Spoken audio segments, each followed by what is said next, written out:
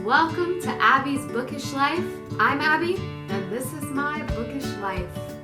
Today, I'm going to be talking about my April wrap-up. So this is my first wrap-up video. I've never made one before, and I've never had to talk about my books on camera before, so please forgive me if I ramble or don't know what I'm doing. So, for the month of April, I read 10 books.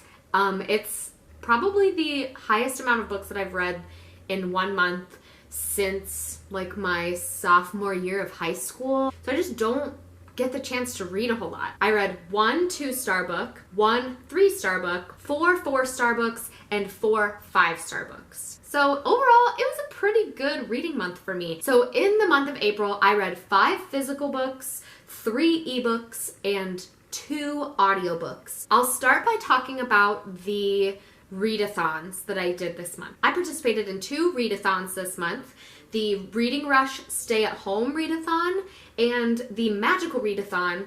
So first, the Reading Rush Stay at Home Readathon. There were 4 prompts for this. The first prompt was, read a book with a house on the cover. So I chose to read Little Fires Everywhere. Now, most people have probably heard of this book or read this book or watched the Hulu series by this point. I'm probably always going to be a little behind on the curve. Now, I gave this book 4 stars. This book is about a family in Shaker Heights, which is in Cleveland, Ohio. I live in Ohio.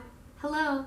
Here we are. Ohio being represented in books. Love it. Everything in this town is planned. Everything's laid out very clearly. And then Mia and Pearl move into town. They start subletting, or they start leasing a house that's being leased by a Mrs. Richardson, Elena Richardson. And Mia is an artist, and Pearl's her daughter. Mia's a single mom. They're super mobile. They don't stay in one place very long. But Mia promises Pearl that this time they'll stay in Shaker Heights. This is going to be their home. And so Pearl kind of starts to settle down and make friends, and it's all about kind of the story unraveling behind Pearl's past and Elena Richardson's past. And then there's a controversy going on in the town about an Asian baby who is found and adopted by a white family in Shaker Heights. And so there's a lot of discussion about race and culture and motherhood. Every type of mother, every motherhood scenario you can think of is represented in this book, and that was so interesting to read about, and I really enjoyed kind of exploring what motherhood is and what makes a good mother. I'm not a mom, but it was still very fascinating to read about. Now, what made this book a 4-star book for me was really just the predictability in my mind of most of the things that happened. It was pretty much what I expected from the opening chapter. So if it had been maybe a little less predictable or had ended a little bit differently, I might have given this a 5-star book, but it was easy to read, it was quick, and I related so much to the characters, the culture of that the characters are living in, not necessarily the characters specifically. I would recommend this. It's just not a 5-star book for me. The next prompt for the Reading Rush was read a book in the same room the whole time. So this, for me, was an ebook copy of The Magnolia Story by Chip and Joanna Gaines. I gave this book 4 stars. I didn't really know what it was when I picked it up. I just knew that Chip and Joanna Gaines wrote it, and it was so cute. It's essentially the story of Chip and Joanna Gaines, where they grew up, where they came from, how they got together, how their family started, and how the story of Fixer Upper began, and then now the Magnolia Homes company, where it came from. So it was very inspiring, very cute. It talked about the symbolism of magnolia and how it stays a tight little bud for a really long time, and then the magnolia plant bursts open and becomes a beautiful flower. And they talk about how their company is a representation of a magnolia plant, magnolia tree. What made it not be a 5-star book for me? There wasn't anything that put it over the top for me. The third prompt for the Reading Rush was read a book set somewhere you wish you could go. Now, I likely could have read literally any book at this point because I've been stuck in my house for so long that I want to go anywhere that's not my house. But I read The Unhoneymooners by Christina Lauren. I loved this book, and I ended up giving it 4 stars. I read it on an ebook. So The Unhoneymooners is a romance novel, and it is about Olive, who is kind of pessimistic. She's viewed as like a Debbie Downer type, like never happy. She's like, people think that she's mean. She's also very unlucky. Like, bad stuff keeps happening to her, and she thinks that it's because of some like fate in the world that has made her unlucky. She has a twin sister, Amy, who's getting married, and so on their wedding, everyone gets food poisoning, and Amy and her husband can't go on their honeymoon. And so Olive and the groom's brother, Ethan, are the only people that can take the honeymoon trip. Now, Ethan and Olive hate each other, which I love. I love, love, love. I hate to love romance. I just love it. 2 people who like don't want to be together, who end up together. Perfect. I loved it. It's hard for me to find things that I didn't like about it. And the honeymoon is set in Hawaii, which is why I picked this book for the prompt of read a book for a place that you wish you could go, because I've never been to Hawaii and I would love to. It's one of my dream trips. Now, why did this book not get 5 stars? It got 4 stars for me. It didn't get 5 stars because the ending is too cheesy for me. So if you are one who likes a realistic story, this maybe isn't your cup of tea, because things happen throughout the book and happen at the end that while you're reading it, you're thinking, this would never happen. Like, that's just not how it happens. That's not how life works. Maybe I'm picky, but I would recommend it to anybody. I've already recommended it to so many friends. So the final prompt for the stay-at-home reading rush was to read a book that will make you smile. It was Stay Sexy and Don't Get Murdered, and this book got 5 stars for me. I loved it. Now, I listened to the My Favorite Murder podcast, so I was not surprised at all when I loved this book. If you listen to the podcast, you know what kind of women Karen and Georgia are. They are real, they are gritty, they are tell it like it is, very straightforward.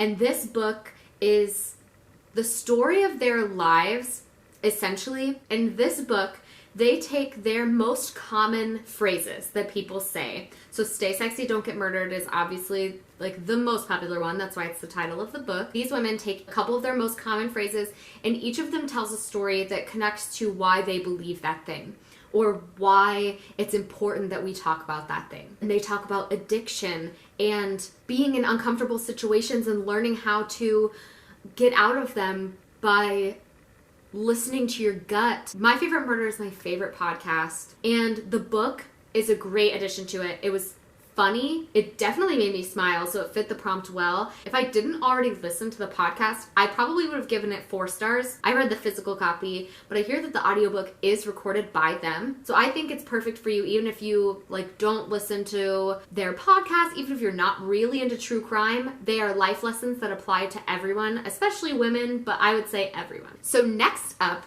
was the Magical Readathon. In April are the Owls. And if you're not into Harry Potter, please go read Harry Potter. And you'll know that the Owls are the learning exams that the students at Hogwarts have to take in order to pass their classes. So the way the Readathon works is you choose a career in the field of magic, and once you choose that career, there are different owls you have to take to meet the requirements for getting that career. Those requirements, those classes you have to take, those owls you have to pass, are all backed up with a prompt. So the career path I chose was herbologist.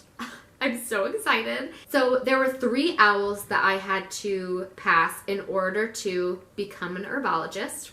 And those 3 classes were care of magical creatures, herbology, obviously, and potions. So the prompt for care of magical creatures was hippogriffs, and that meant that we had to read a book with a creature who has a beak on the cover. The book I read for this prompt was To Kill a Mockingbird. I have read this in high school, and when I read it back then, I gave it 4 stars. But this time, reading it again, I gave it 5 stars.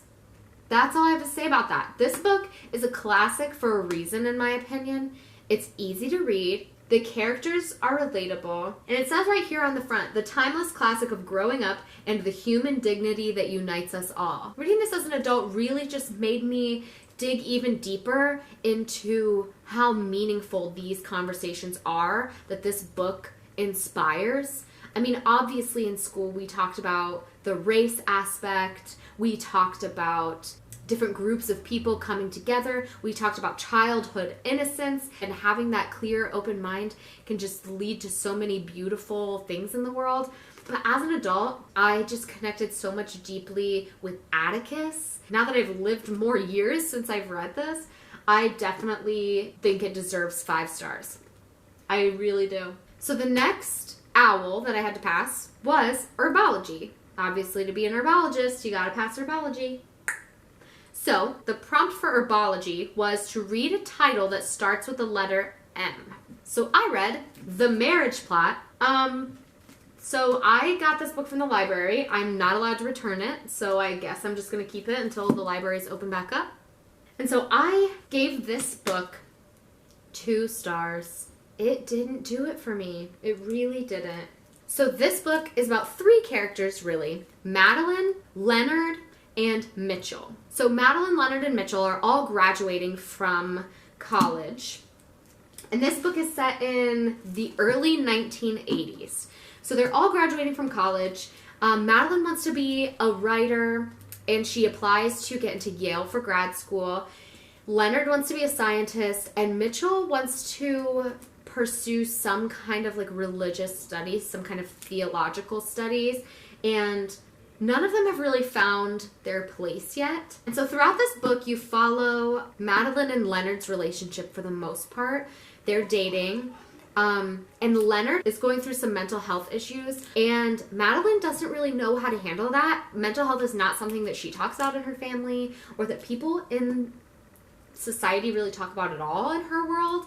And so she doesn't really know how to handle that or how to help, but she's definitely really trying. Even though the relationship is not great, she follows him to his job that he's working as a research assistant. And she basically like gives up her dreams just to take care of him. And I think that's probably where my first problem with this book lies. And obviously that's just the beginning of the book. There's much more growth and like stuff happens, but I did not like the way that it portrayed people who are with people who have a mental health disorder. This author like really digs into like what's happening in Leonard's brain, but it's written as if Leonard is a huge inconvenience to everyone. And I just don't like that. And Leonard feels like an inconvenience. And it just was not fair to him in general. And it was not fair to Madeline for taking her dreams away because she was dating somebody with a mental health disorder. I did not like that. And that's mostly the reason that it got 2 stars for me. Now Mitchell, I love Mitchell, but his story was not connected to Madeline's and Leonard's storyline at all. I skimmed through his parts and didn't connect really fully, and he was having like a religious experience and like traveling the world, and I liked to read about him traveling the world, but it didn't get me.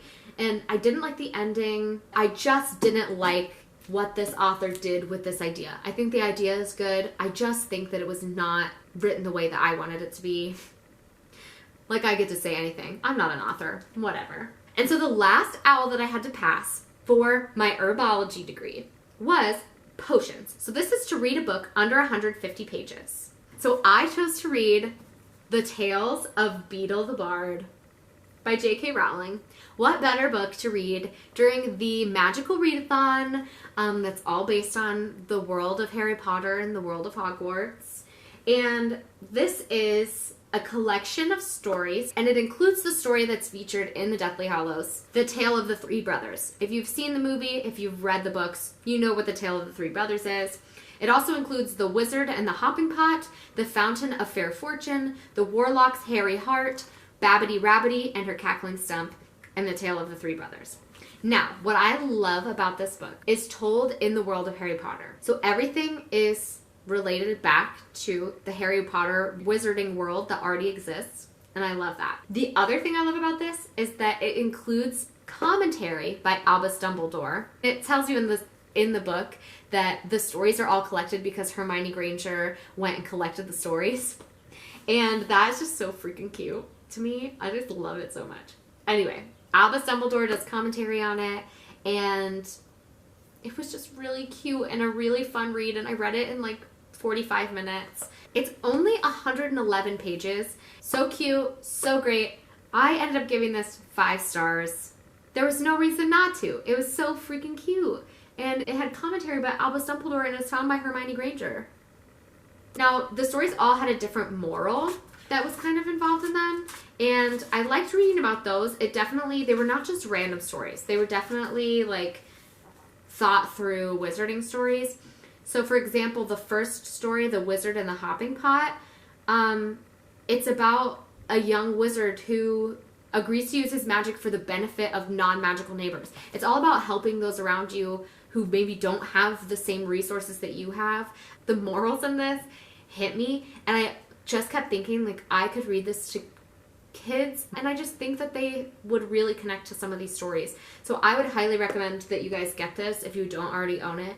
It's a perfect addition to your Harry Potter collection. So with those 3 books completed, I passed my owls, and I'm now an herbologist. Yes! So excited. After reading for the Magical Readathon and completing my owls, I read 3 books just for fun. The first one I read for school, so I wasn't sure if I was going to include it in this, but I figured, why not? The book that I read was Motivational Interviewing for School Counselors. This book, I gave 4 out of 5 stars. I think that this book would be great for especially any school counselor, but also if you're a parent and you're just looking for ideas for how to communicate with your child, this would definitely be helpful for you to read. It's written like a very conversational style, so it doesn't feel like anybody's telling you what you have to do, but it gives you some basic techniques, basic counseling techniques for talking with your kids and helping them feel motivated on their own to do things. So as a school counselor, obviously this is helpful, but even just as a parent, like helping your child find what motivates them and help them set goals for themselves and just demonstrating empathy and compassion for them is always helpful. So I definitely think that if you are a school counselor, 100% check this out. If you're a parent and are just looking for some ideas for how to communicate with your child, I'd check it out too, because it was very good. The last book I read this month really ended on a high note for me, and that is Red, White, and Royal Blue by Casey McQuiston. I gave this book 5 stars. It has moved up to probably my favorite romance that I have ever read. It hits all of the things that I'm looking for in a romance. This book is about the son of the first female president of the United States and his love story with the Prince of England. How stinking cute. And this book is a very cute romance. It's a hate to love, an enemies to lovers story. It has that beautiful trope of forbidden love. Obviously, this book is a male-male romance, and Alex and Henry are probably the cutest couple. I fell in love with them immediately. They are both political figures, and so it adds a complicated layer to their love and to their romance story. This book is not just a romance. The messages behind it are so beautiful and inspiring. Everything about this book stuck with me. I finished it and I listened to the audiobook. And I'm going to go buy the book and read it, because reading it in person and listening to an audiobook are completely different experiences. And I have to read it. I have to see it with my own eyes. I'm so happy that I picked it up. It was beautiful. That will be all for me today, guys. Let me know down below if you've read any of the books that I've read, or if you are now thinking that you might read them, because I definitely would recommend most of the books that I read this month. Had a great reading month. It was wonderful. Hopefully May stays the same. I will see you in the next one.